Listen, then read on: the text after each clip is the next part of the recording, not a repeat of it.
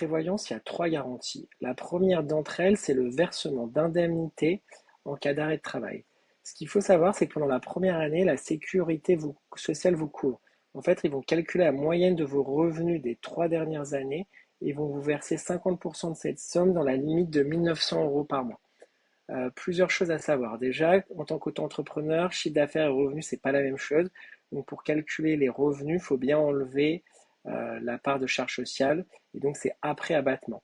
La deuxième chose, c'est si sur ces 3 dernières années, vous avez été salarié, normalement, la Sécu prend en compte vos revenus de salarié, mais ça peut créer un peu de complexité parce que c'est pas la même Sécu.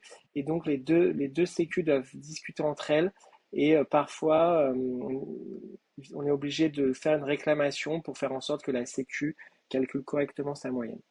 La dernière chose à savoir, c'est que pour ceux qui sont à la CIPAV, donc qui sont micro-entrepreneurs mais qui sont à la CIPAV, donc ça va être les psychologues, les ostéopathes, mais aussi un certain nombre d'autres professions, vous êtes couverts que pendant 3 mois, alors que ceux qui sont à la SSI, Sécurité sociale des indépendants, c'est pendant 1 an.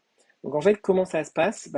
La prévoyance, la première année, elle vient en complément de la Sécu. Par exemple, là dans le graphe, c'est la partie en gris, c'est la Sécu, donc c'est pour 2000 euros de revenus assurés. La Sécu va payer à peu près va payer 1000 et la prévoyance va payer 1000 la première année. Si jamais la Sécu verse un peu moins, la prévoyance va compléter jusqu'à 2000. Donc ça, c'est pour la première année. Et après, la deuxième, la troisième année, là, il n'y a plus de Sécu, donc la prévoyance verse la totalité des 2000 euros. Ce qu'il faut bien comprendre, c'est que dans la plupart des contrats, on fixe un revenu assuré, donc par exemple à 2000, et l'assureur garantit ce revenu assuré. Et si la Sécu verse moins que prévu, bah, du coup, la prévoyance paye plus. Si la Sécu paye plus que prévu, là, la prévoyance verse moins.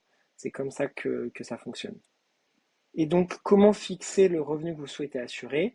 Bah, en fait, ce qu'il faut faire, si vous êtes créateur, vous pouvez faire par rapport un peu à votre estimation de revenus pour les 18-24 mois à venir. Euh, L'assureur comprend que quand on est en création, on ne sait pas exactement combien on va faire. Donc moi, je vous conseille de mettre un peu votre revenu cible. Et après, si vous n'êtes pas en création, vous pouvez faire par rapport au réel, donc l'année d'avant, ou alors l'année à venir si vous pensez que vous allez faire plus. Et ce qu'il faut éviter, c'est que d'assurer beaucoup plus que ses revenus réels. Ça, c'est quand même assez important. Il faut qu'il y ait une cohérence entre les revenus assurés et les revenus réels. Par contre, on peut s'assurer pour moins, parce que forcément, ça fait baisser les cotisations, donc c'est pas un problème de s'assurer pour moins que ce qu'on gagne réellement.